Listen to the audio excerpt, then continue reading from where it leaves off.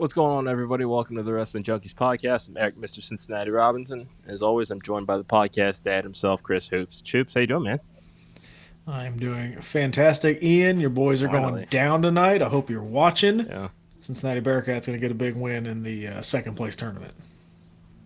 Against Indiana State, it's better than not being in a tournament at all. Okay. Whatever. Whatever. Yeah, sure. Take that, Tone. Anyway, we are not alone today. We are joined by a former guest slash friend of the show. He is one half of the Phoenix Pro Wrestling Tag Team Champions. Please welcome Marco Mayur. Marco, how are you? Good to see you again. Good. Look at what I brought. I brought the BPW Tag Team Championship with me.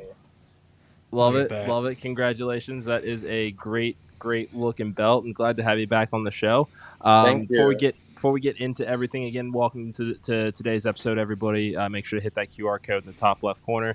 Like, share, subscribe. Help us to keep getting those number and subscriber counts up. We're up to 223 on YouTube and Oh, that's awesome. 1,093 on Twitter. So thank you to Yes. everybody that's shown their support.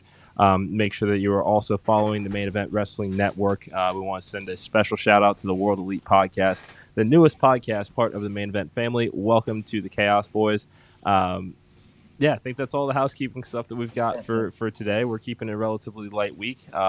Before we get into some of the events from last night on Monday Night Raw, Marco, we're going to talk a little bit about that tag team title win these last couple of weeks ago. Take us through Yes. this match and what went down since you're sporting some new hardware. Fabricio and I, managed by the lovely Pollo Del Mar, wrestled. We wrestled Sir Samurai and Eliza Hammer, and we have history with Sir Samurai and Eliza Hammer and the Honor Society at Phoenix Pro Wrestling.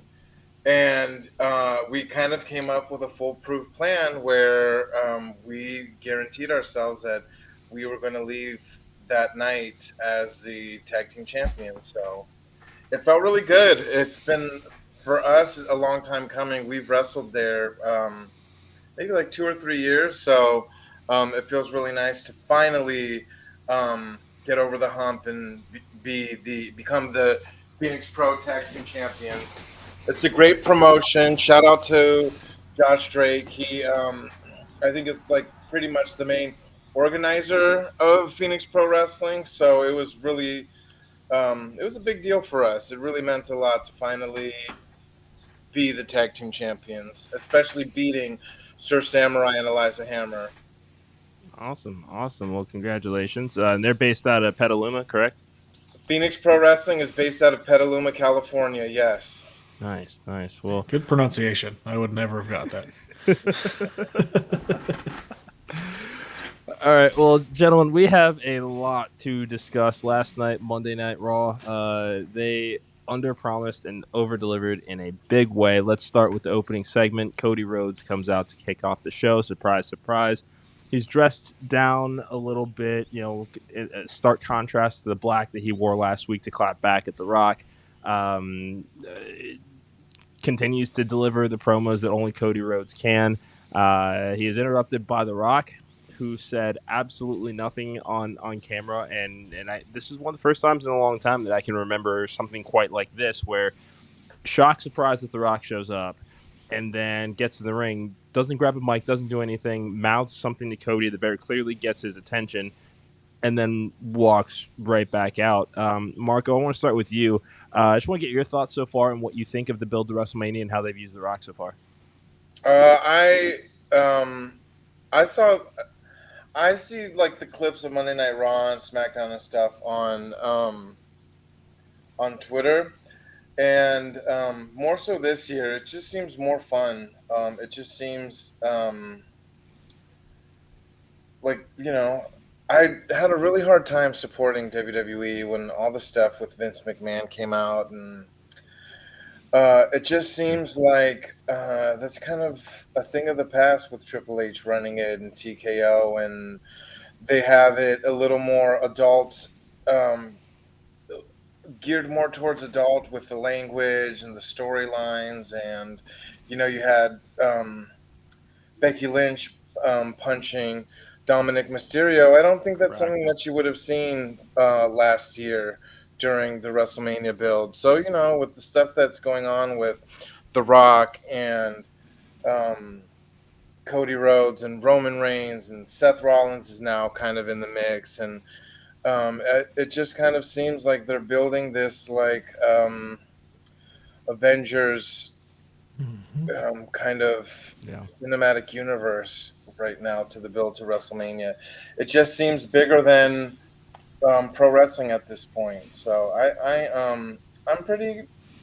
I with WrestleMania, I kind of just watch the clips or kind of like loosely watch it, but I don't know. Maybe this year I'll actually find a friend who is playing it at their house and go hang out and watch it, because I definitely think like the main events for night one and night two are a lot more compelling than it has been. So I'm interested to see what happens. Podcast Ed. Yeah, I mean, we're watching a movie. That's all this is at Yeah, this point. And we're watching a big old action movie, and The Rock making an entrance that, I mean, it's just, that entrance is amazing. And there's so much presence now with that entire thing, and and then King Chris chimes in with I want to see Rock versus Cody. Selfishly, I hope that's SummerSlam since we'll be there. But yeah. Yeah. I mean, the entrance with The Rock, it's almost like he told TKO, like, hey, I had this great idea for this scene in Black Adam where I walk out and there's like Yeah. all this thunder and stuff, and they're like, say less, we'll do it on Monday Night Raw. Yeah. exactly, that's what it is. And Yeah, I remember when he first did it, it was like the Return of Black Adam meme yeah, on Twitter, and it was catching some steam. But yeah, like it's a lot of fun. I think Marco, you used the word correctly. Like this is a lot of fun. Like if I yeah. want my real hardcore wrestling, I'm gonna go over to AEW and watch it. But right now, like seeing this kind of movie play out on screen, it's got my full attention. And we'll talk about the segment at the end of the night here in a minute. But this one was pretty good. He came in, mouthed something to Cody, just like he did way back when this whole thing started, Yep. and nobody told him what he said, and we still don't know what he said in the beginning. And this one's just kind of that callback to the Yeah. beginning. Yeah, and shout out to Sean Ross Sapp. That was who I saw tweet out what he thought he went back and watched a couple of times, and that's what he thought that he heard. So when I see that right as this final segment's kicking off, and we still got like 8 minutes after the main event, I'm like, oh, what's gonna happen here? And if you would have told me that was going to be the ending, I wouldn't have believed it for a second. But the visual of getting beat up in the rains, thrown against the tour bus, the blood, that was something you definitely can't that you can't rehearse. But kind of to King Chris's point here, and then also shout out to Edward Draven, former guest of the show, loves Marco, calls him an icon, Yes. which we Not at can't all, help but but agree thank here. you. How did the whole? Because I saw The Rock obviously beating up Cody Rhodes, but how did that start? Was Cody Rhodes backstage and The Rock just ran up on him and started beating his ass, or what? Yeah, that's it. That's exactly it. There was a big schmoz at the end of the main event because that was Jey Uso and Shinsuke Nakamura. So there's some bloodline interference. Rollins comes out. Cody chases people off to the back. Thought he had dealt with Jimmy or Solo, one of the two. Rock Jimmy. kind of jumps him. Okay, jumps him from behind. Got it. But Okay. I want to bring back what King Chris said here as far as wanting to see Rock versus Cody instead of Cody versus Roman. There's been a lot of talk about whether Roman is being overlooked in this story, and initially I would say yes, because it's kind of the return of The Rock, first match at WrestleMania, a true match at WrestleMania in over 11 years. But I'm starting to think that this is by design, that they're trying to precondition us to what WWE is going to look like without Roman Reigns for a while, which leads me to believe at this point, I think the story does finish here at WrestleMania. At least this chapter involving Cody for now, and then focusing on the larger domination of the bloodline, or disintegration of the bloodline, I should say. Or maybe kind of like the bloodline becomes something different without Roman Reigns. Yeah. Yeah. I mean, you always hear rumors about Lance Anoa'i and Jacob Fatu, so Tamatonga's on his way in. Yeah. yeah, Absolutely. There's enough of that family out there. there could be a fight too to see who's going to be the new head of the table. Yeah, that's. I mean, I'm telling you, I think that I could wait one more year for Rock versus Roman. I mean, with the way that Rock has come back and shifted himself and done this Mhm. character change that's been necessary to keep him interesting. I think if we had been seeing the Rock that we're used to seeing over the last couple of years when he comes back to make those appearances, the story was going to fall flat. But now he's leaning into a lot of the Cody crybaby rhetoric and kind of Mhm. the backlash towards potentially putting him in the main event. Um, he seems to be excelling in this role, and at this point, if I only got this tag match at WrestleMania and then a one-on-one match with Cody for SummerSlam, those are the only two matches I see Rock do this year. I'm fine with that. And Yeah. then let him, make sure that he's ready for our good one-on-one with Roman and seeing how that plays out. But I mean, I've said it a dozen times on the show. I want Bloodline Civil War inside War Games this year. That's just Yeah. me. Yeah. I want Cody to win it so he could bring back the Winged Eagle title. Let's do that. That'd be He's so all nice. about That would be nice. tradition and heritage and stuff. Yeah. Like, have him bring that back, but in a modern way and get rid of the network logo title. Yeah, and there's a chance. I mean, remember he brought back the classic IC title Hey, way why back not? He when. He's did. done it once before. Let's do it again. Yeah. Yeah, Yeah. I think one of the lasting images that we is being talked about is that production truck, right, with Hmm. The Rock and John Cena in the background, and then you have Cody. I don't know if we're gonna get an appearance by either Stone Cold or John Cena, but I think that's a hey, here are the last two faces of Right. the company, Yeah. and here's the next one in Cody Rhodes. Kind Yeah. of a little subtle nod. Like I don't think that Yeah. wasn't on purpose. Right. I mean, who's to say? I mean, the way they have things set up, Triple H is a big history guy when it comes to pro wrestling, and he's just not gonna everything. It just seems like everything he does is very calculated as far as storylines and what he has, people doing on the shows. Yeah. It's not just by accident that those two were in view of the camera last night. Mm-hmm. Yeah. Definitely. I mean, this is, and especially, I mean, next week is the go home Monday Night Raw before WrestleMania, Yeah. and I think that we all kind of thought this was just going to be a relatively chill show, nothing that was too terribly crazy. Rock was already advertised for next week, and I think that that's when we were expecting a lot of the sparks to fly. Yeah. But this was a great change of pace to give us some, Yeah. give us a reason to tune in next week to that last Raw before WrestleMania because very rarely have they been successful at making people do that. Look, and I'm sure that clip of The Rock beating up Cody Rhodes is like doing tremendous numbers all over all the Oh yeah. WWE social media Yeah, platforms. Oh, for sure. definitely. Especially getting blood for the first time in Oh yeah, God knows how long. forever, right? Now, before we move on to the other big segment of the night, that's a good question to end on. Do we think that this is the return of blood to some degree in WWE going forward? I mean, they have it in UFC, don't they? Mm-hmm. They do. I would say when necessary. I don't. I think Triple H has It's not always going to be like been a blood guy. AEW or John Moxley, where you sneeze on John Moxley and he's Yeah. just gushing blood. Yeah.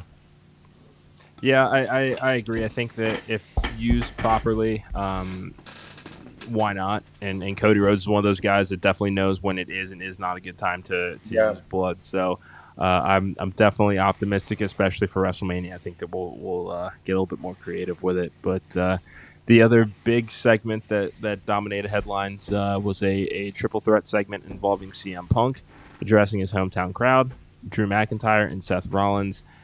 Sparks flew here. This was personal. This was witty. This was the return of. I mean, at least to me, it looked like bulleted points that everybody just got to have fun Mhm. as long as they got the basic concepts in. So, podcast Dad, I'm going to start with you and your thoughts on this segment. I think you said it best. It was kind of just bullet points. Like go out there and you got 20 minutes. Go out there and do something. And I think they did well. We heard some personal jabs. I mean, Drew McIntyre is on fire. Did you see what he did before Monday Night Raw in Chicago? Yeah, went to Mindy's Bakery. Yep. Like that guy is just he's on fire, Yeah. man. Like Yeah. he's been so good lately. And I'm very happy he's getting this moment. I think again, to spoil my prediction, I think he will win at WrestleMania. I think it's leading to a match with Punk. He's at the top of his game right now. Rollins came out, I think, saved face a little bit. Punk was doing Punk things, getting down on his bad arm and counting, Yeah. and being Punk. But Yeah.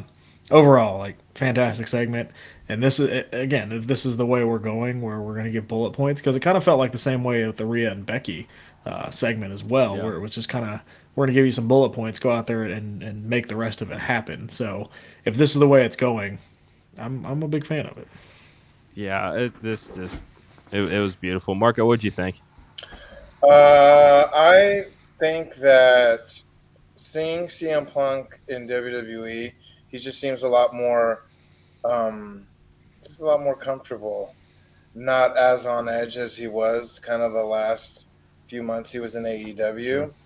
And maybe it's because he's like, hey, this is like it for me. If I screw this up, then Yeah. there's like nothing left for me. Um, I don't know. It kind of sucks that he's not able to wrestle. I think that it would have been, but I mean, I'm sure they're going to find a way to involve him somehow. They still eventually are going to have to do CM Punk versus Seth Rollins, and now CM Punk versus Drew McIntyre. Um, so these are like good like first world problems to have, right? Like, what do we do first? For Do we sure. want to have him wrestle this person first or that person first? Like, oh my Yep. gosh, like this is so stressful having to figure this out. Um, and uh, it's cool when you have these three wrestlers that the build has been this strong for them because it's you have fans of all three that are now invested in to see how this is going to unfold at WrestleMania and then after WrestleMania. Yeah, I mean, especially, I mean, the fact that, I mean, we basically have a three-way main event scene for the rest of 2024, and I don't think anybody's Yeah, super upset about it either because McIntyre has done a phenomenal job building for when Punk is ready to return. This is a ready-made feud that they're keeping going, which is the best use of him. If you can't get CM Punk to work in a ring right now, give him a mic, let him talk. Sounds like he'll be on the commentary table at WrestleMania during this match, so I'd imagine that. There might be some involvement. I don't know if it'll be physical, but CM Punk will at least have a front row seat for whoever walks out with that title. I'm also predicting that it's McIntyre, and he's going to yell, or at least kind of stake his claim, and I say he's got next. Come. I'm going to guess SummerSlam. So it was just a very very well executed segment. We know that there's the real life tension between Seth Rollins and CM Punk, and it worked to perfection here. I mean we're also forgetting too that oh gosh, I'm drawing a blank. Has the Money in the Bank briefcase. Priest. Damian Priest, Yep. yeah. Damian Priest. I was gonna say Damian Sandow because I was helping Shane last night, and some of the kids were like, "Who had the worst cash in?" And I'm like, "Oh, it has to be Damian Sandow. He had the Yeah. absolute worst shit cash in ever, and it ruined his career in WWE. I think." I don't know. Um, Baron Corbin says, "Hold my coffee." Hmm. That one was and there's also also Mr. pretty Kennedy bad. who never even got to cash Yep. his in. Misdiagnosed So I tricep. mean, we're forgetting Damian Priest. He doesn't have too much longer to hold on to it. So what if he, with all the hoopla afterwards, decides, yeah, I'm gonna like cash in and win the title. Yeah, I kind of have my theory on that. Is I don't think he's going to cash in at all. Um, I think he's going to go the whole year and not use it.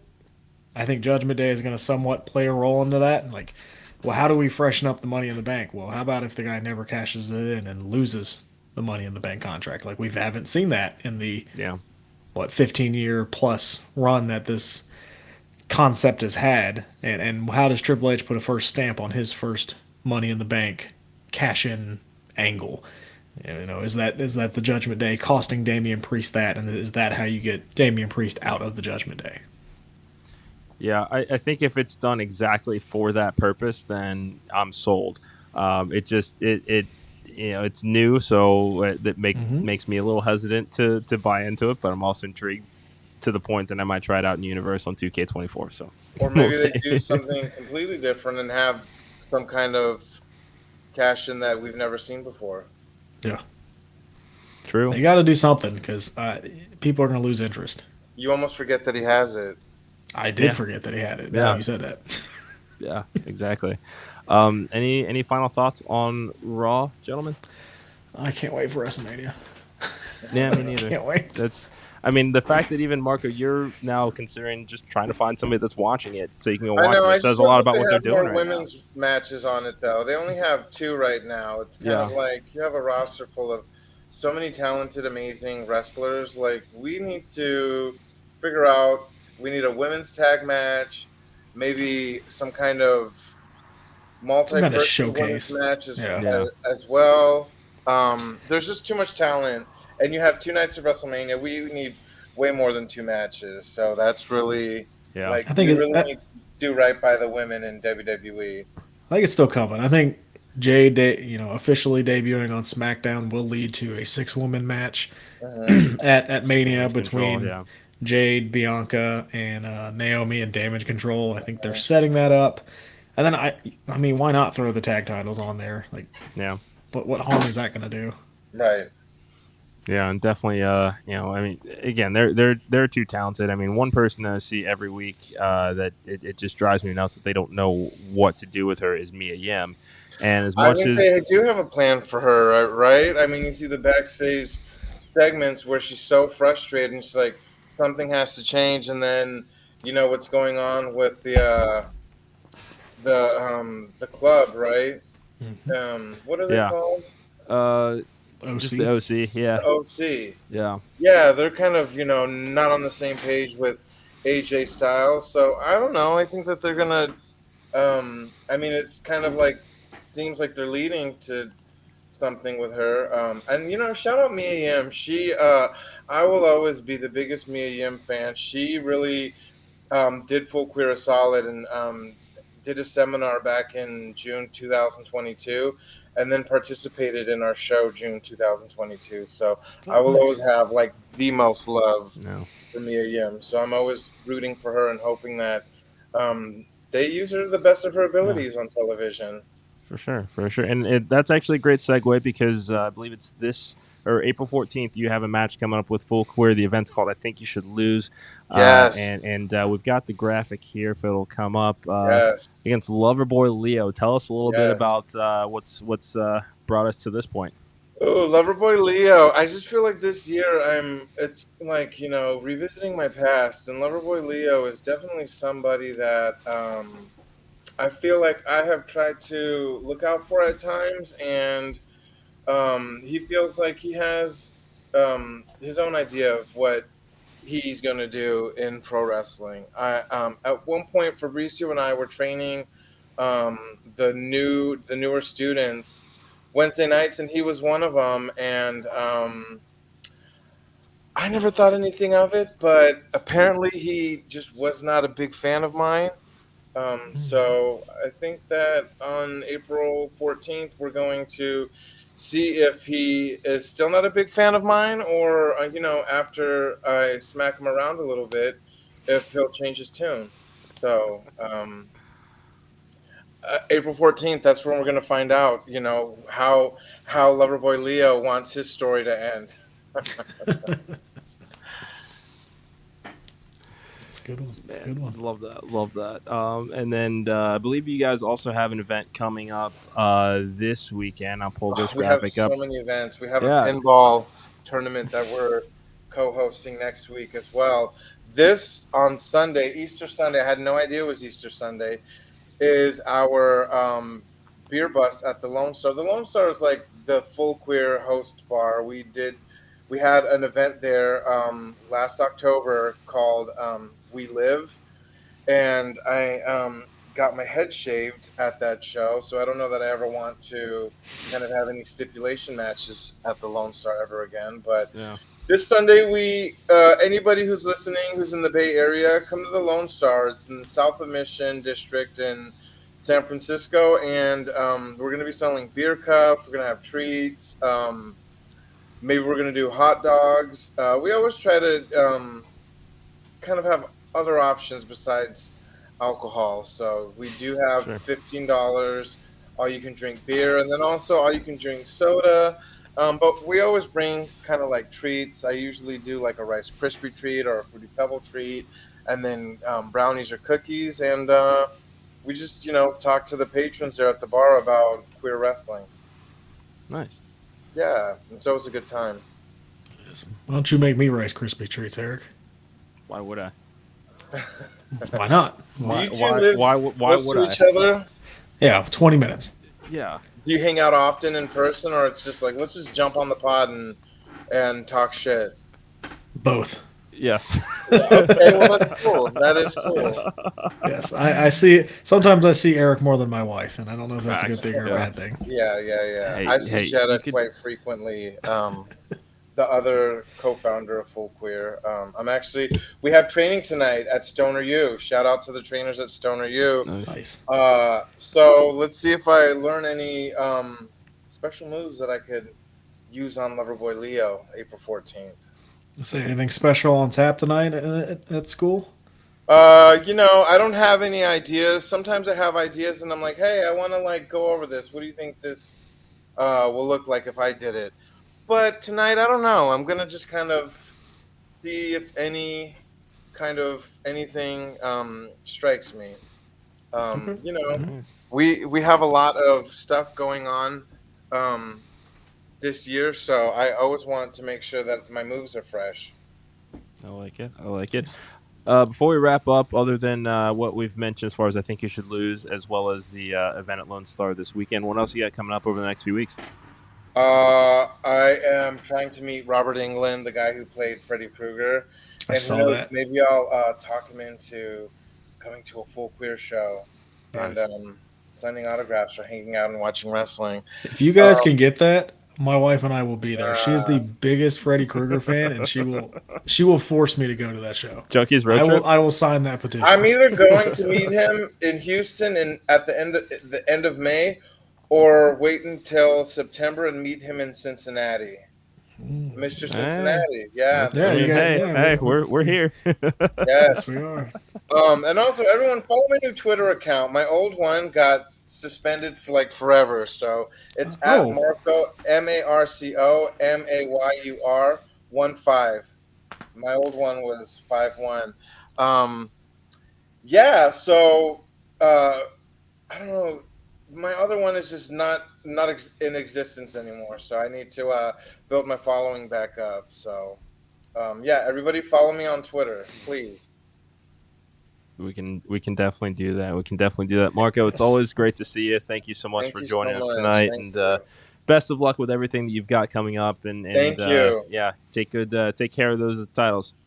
Yes, absolutely. Thanks again, guys. Of course, of course. Awesome. Thank Podcast you. dad, anything else? I think I'm good. I'm gonna go watch. I'm not gonna be able to watch the UC game tonight because it starts at 9, and what hour is that? Let's go. But yeah, we're gonna watch at least a little bit of NXT, so I'm Yep. excited for that. Love it. Love it. Well, thank you guys so much for joining this episode of the Wrestling Junkies podcast. Make sure to hit that QR code in the top left corner and help us to run those numbers. We will be back tomorrow, Wind Down Wednesday. I believe that is when we have Wrestle Rave joining us to discuss another show that they've got coming up this weekend that we are helping to sponsor. So shout out to them. Looks like Vinny Pacifico and Alex Arsenal just got announced for that show, so I'm pretty pumped about that. But anyway, thank you all so much for joining us, and we will be back tomorrow night, and we'll talk to y'all soon.